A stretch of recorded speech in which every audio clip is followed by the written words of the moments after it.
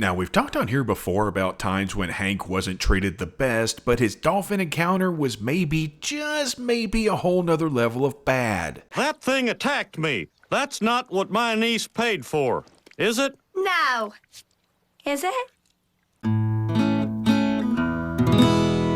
Hey folks, welcome to Squirrel Tactics. Don't forget to hit like and subscribe if you haven't already. Check out our Patreon, our sister channel, our merch store, and we have another new top tier patron this week. Fun fact, he's my brother. No, we don't have the same last name, but Patrick, this one's for you. All right. Someone's insane. Look out, someone's insane. I got my eye on you, nutcase. Alright, let's get into it. Jon Vitti Presents Return to La Grunta. The title comes from the name of the writer of this episode, as well as several others, Jon Vitti, and they're returning to La Grunta for the first time since their deer version of shooting fish in a barrel 8 episodes earlier in Good Hill Hunting. $400? Hey, Bobby, look at all this other stuff. We could golf or swim with a dolphin. Can I hunt it? It doesn't say. Hey, here you go.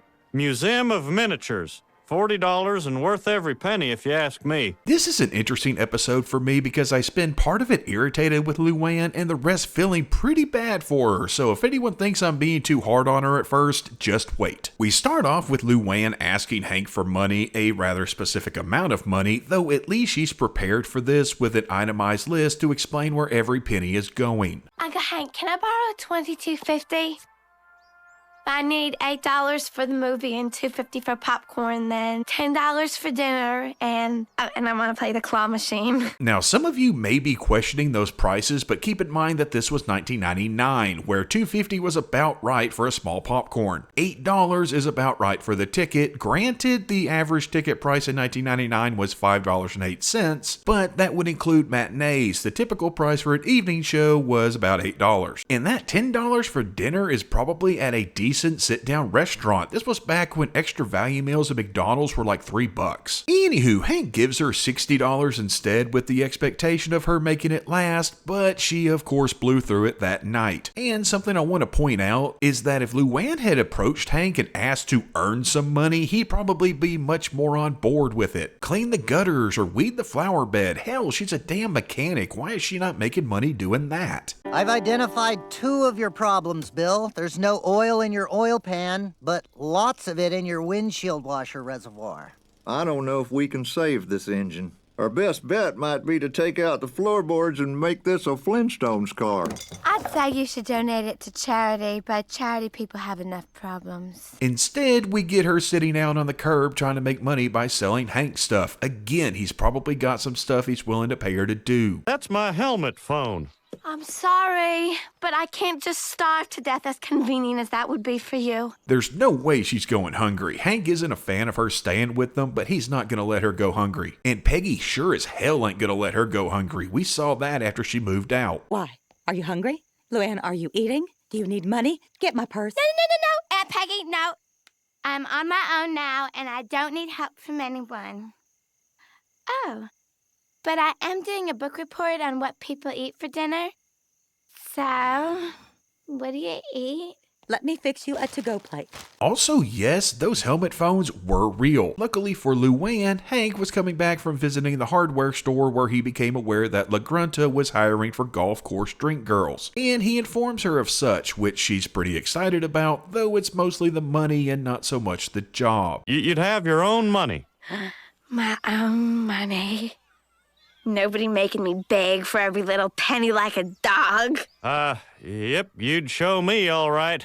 She gets hired and meets this woman right here, whose character is actually listed as Miss Mary Sunshine. She's voiced by Dina Dietrich, who also voiced Maureen in Escape from Party Island. One thing just led to another. Blueberry pancakes mean blueberries in the pancakes, not buttermilk grill cakes with blue sauce on top. They brought you new ones. That's not the point. And yeah, it's not hard to figure out how she earned that name. Oh, they think 'cause I'm a woman, I'm supposed to be Miss Mary Sunshine.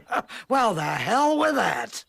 I had no idea you were a woman. Granted, she's probably just had it up to here with everybody's BS. Yeah, I can understand her gruffness, but she still ain't the most pleasant flower in the garden. Luanne is more worried about her ability to do basic math, though this is all for naught because the guys she takes drinks out to tell her to just keep the change anyway. Oh, and they flirt with her some, but nothing really out of line. I've seen female servers flirt harder than that. And Luanne is happy about the money she's making, though let's be totally honest here, she's making that money because of how she looks, which is an interesting dichotomy within this episode. She's all kinds of excited about the job, bragging about it to Peggy and Bobby, and we get a funny response when Peggy makes a joke about wanting a job like Luanne's. The other drink girl is a woman your age, and the golfers don't like her.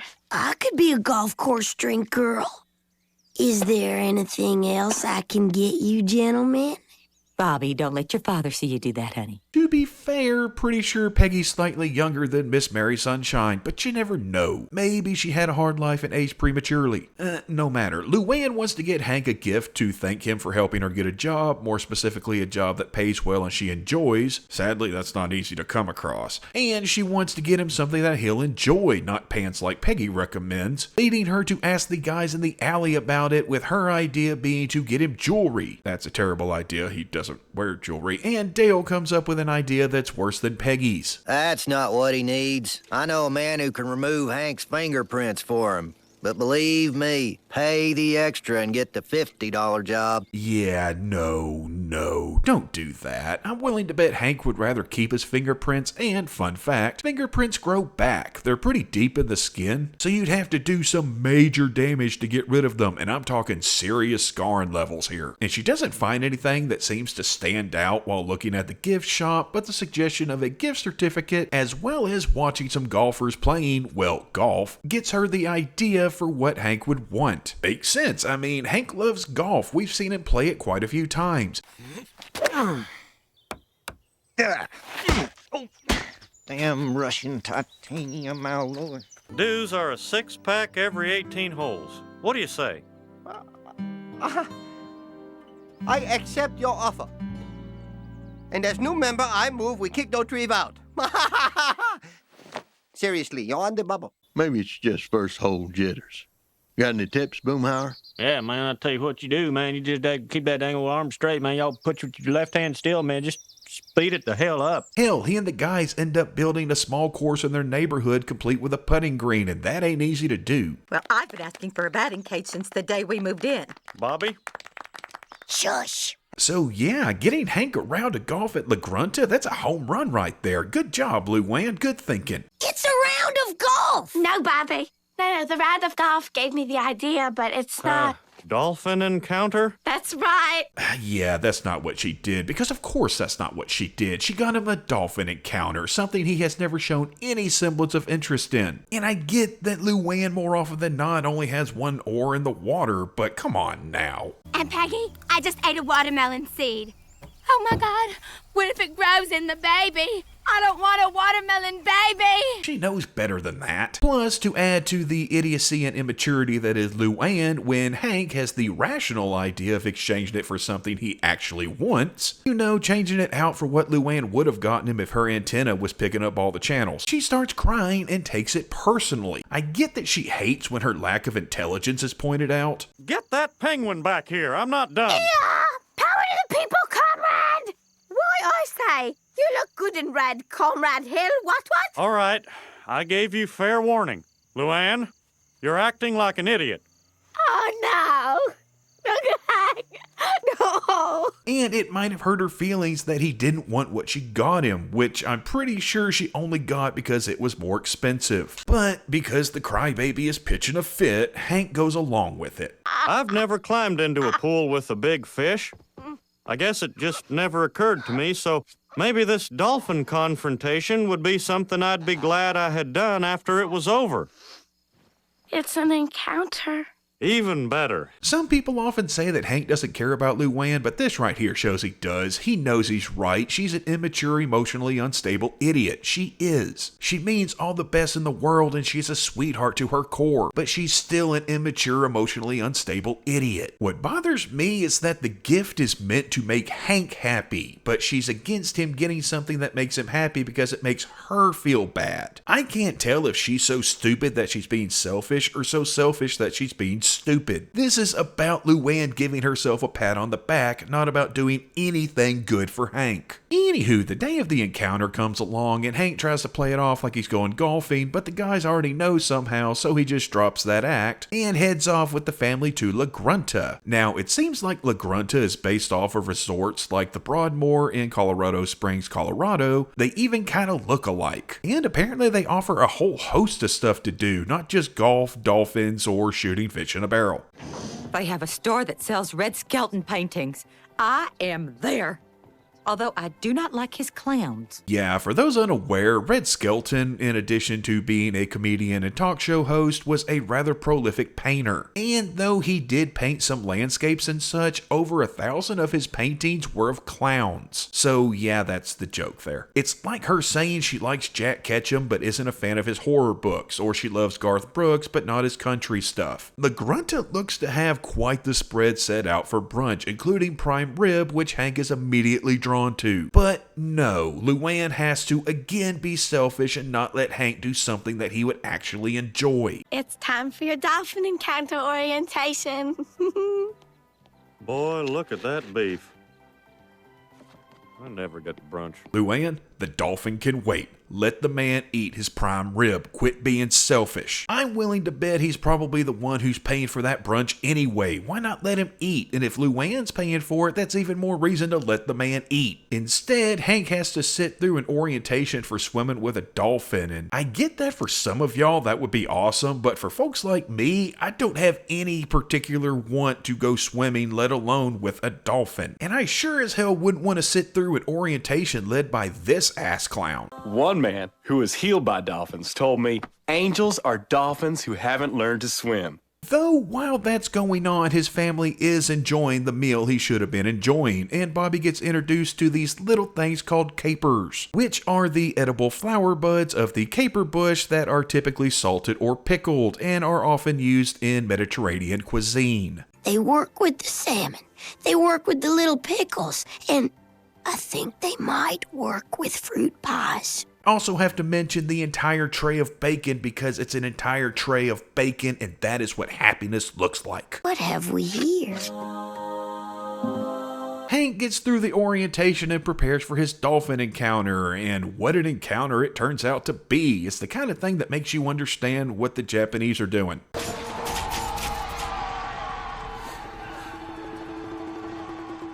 Fuck you, Dolphin! Fuck you, Dolphin!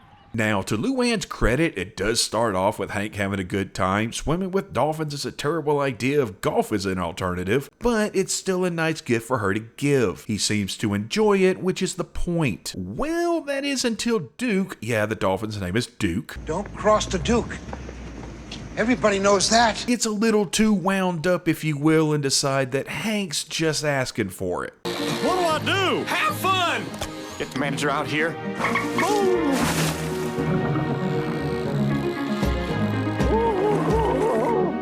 Now, I'm sure a lot of you are wondering if this is a thing, and yes, lonely, sexually frustrated dolphins attacking humans because they're trying to mate with them is something that happens. In fact, there were 18 attacks off the coast of a Japanese town linked back to a single lonely dolphin looking to get it on with whatever he could get it on with. A shocking incident off the coast of Tsuruga, Japan, has highlighted the unusual danger posed by a sexually frustrated dolphin that attacked a swimmer, leaving him with injuries that required medical attention. I'm aware that I shouldn't have to say this, but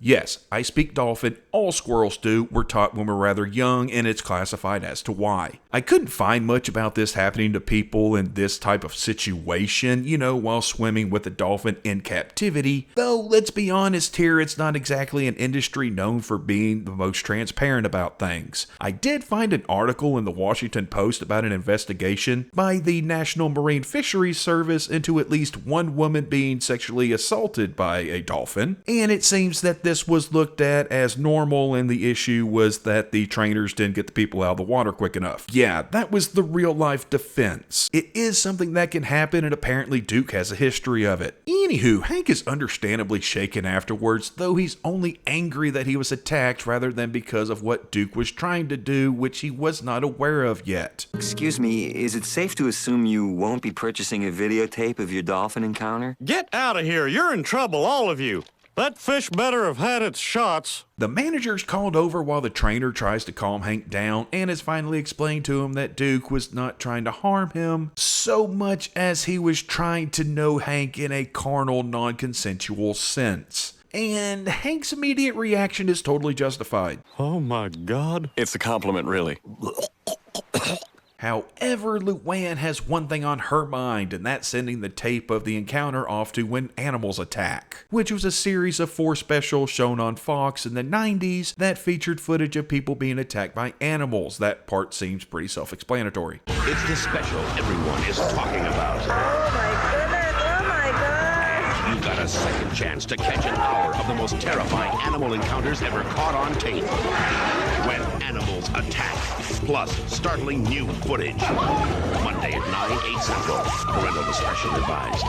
Though there were no winners, it wasn't America's Funniest Home Videos. I don't know what she's getting on about that. The manager, who's kind of blaming Hank for leading Duke on, wants to buy Hank's silence, which Hank is more than happy to sell because he just wants to move on and forget it ever happened. Luanne, who remember wanted to show the tape to the world in exchange for a trip to LA, is unhappy that she can't profit from how Hank chooses to process his trauma. But Hank makes it clear to her that he wants to put this behind them and they're not to speak of it again. Luanne, you and I have a secret that we must take to our graves. Are you threatening to kill me, Uncle Hank? Of course not.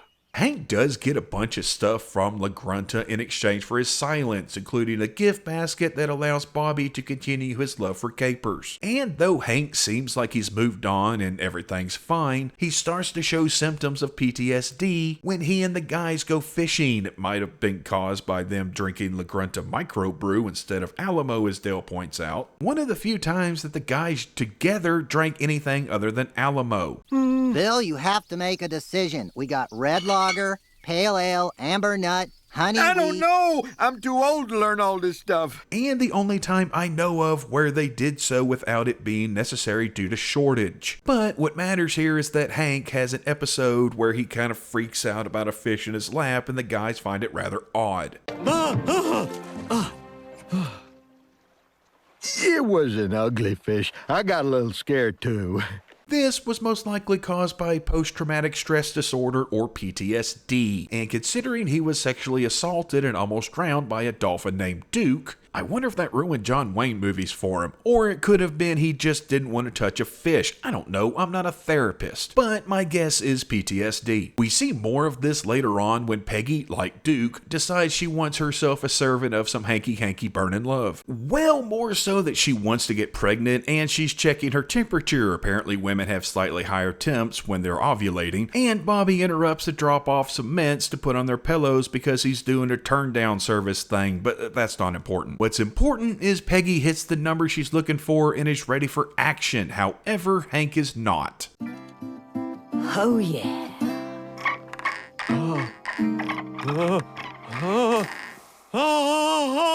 It's okay, Hank. It happens to a lot of guys. Just take a minute and try for round 2. No, that's not what happened. He had another episode, this one complete with dolphin sound effects, and he's a bit gun shy when it comes to things wriggling in his lap. Also, it's a damn good thing that Hank did freak out because Bobby comes right back looking for those mints. Yeah, he wants to eat them, and he doesn't wait for a response before opening the door. Kinda surprised they didn't lock it, so he damn near walked in on his parents making the beast with 2 backs. And if he had, I'm willing to bet he wouldn't want them mints anymore. Hell, if he's anything like his daddy, he'd go blind. Are you guys gonna eat those mints?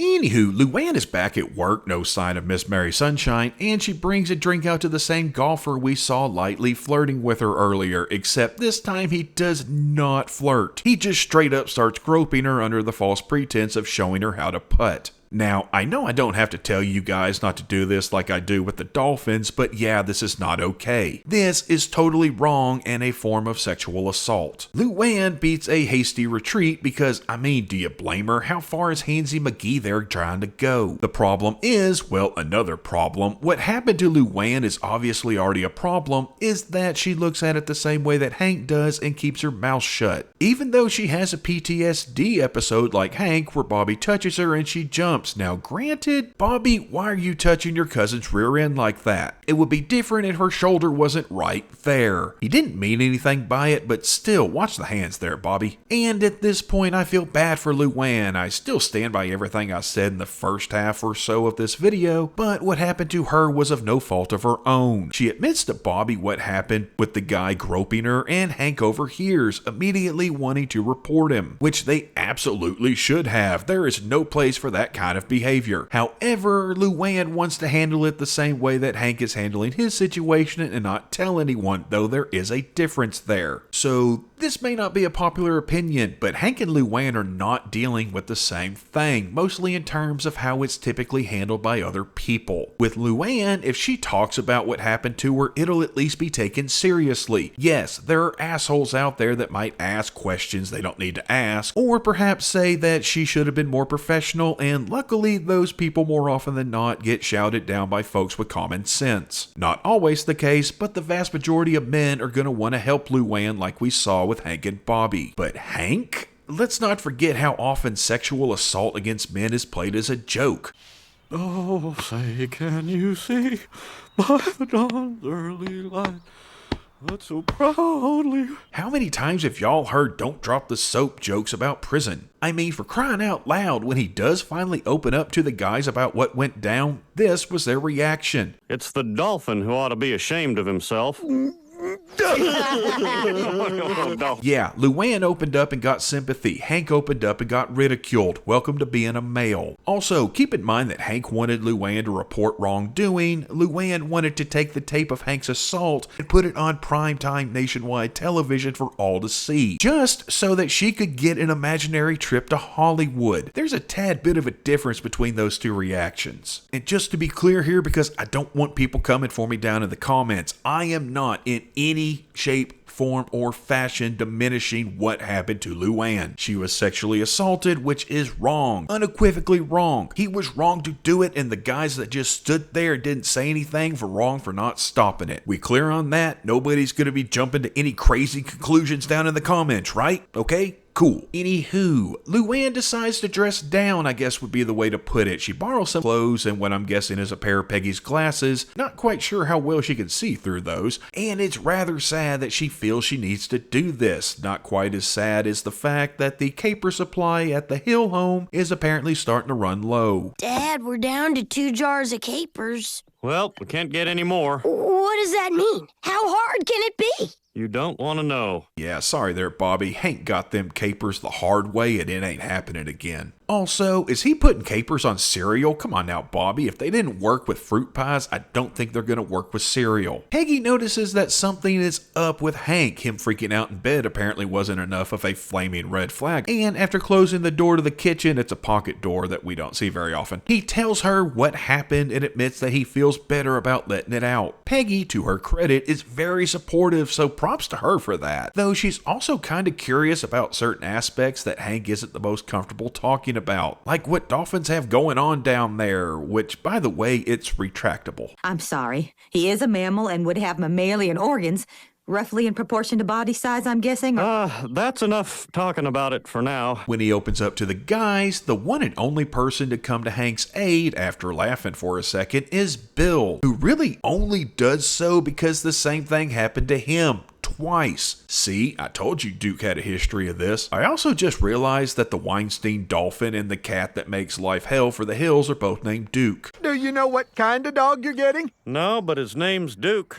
You tell me a dog named Duke won't take a bullet for you. But yeah, it happened to Bill a few times, and on both occasions, La Grunta just bought his silence like they did with Hank. In fact, that's where Bill got his trademark shirt from. That's right, even Bill's shirt has a backstory.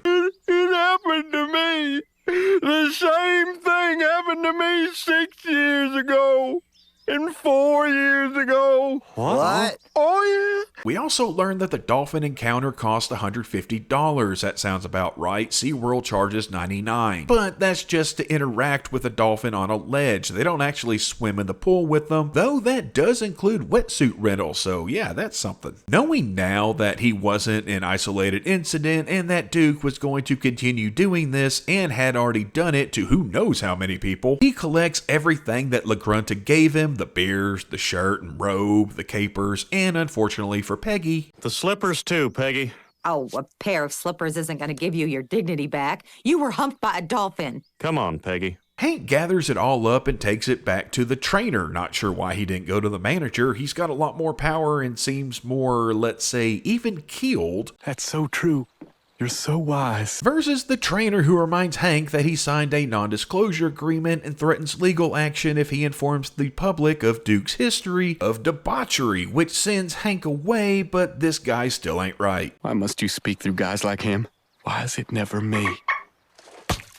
While walking away, Hank catches sight of the same jerk messing with Luanne again. See, it doesn't matter how a woman dresses, assholes are gonna asshole. And his chucklehead buddies that are standing around laughing are arguably just as bad as he is. This time he's worse. He got away with it the last time, you know, you give a mouse a cookie and all that. And Hank decides it's best to fight fire with fire, so he grabs old Handy Manny there. We never get his name, by the way, but he's voiced by Billy West. Good news, everyone! And proceeds to throw him into the dolphin pool, then plays a quick game of Red Rocket with Duke, getting him nice and revved up so that he goes after the golfer. And in front of a crowd of onlookers so that the resort couldn't just cover it up like they had been doing for years. Hey, what are you...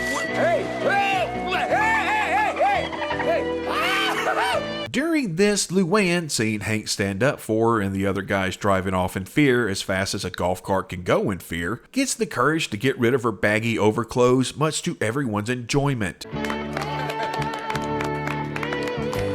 This leads to Duke being removed from the resort and sent to live in the wild. They refer to it as a return to the ocean, so it's possible that Duke makes it out there. If he had been born in captivity, his chances would have been significantly lower. But if it's a return, yeah, he's got a much better shot. And the episode ends with Hank and Luanne discussing the tape of Hank's encounter, more specifically that Luanne still wants to send it off to when animals attack. I guess she didn't learn as much of a lesson from the episode as she should have, but when Hank gives a firm no, he finds something else out. Luanne, give me the tape. I already sent it in. I thought you'd say yes.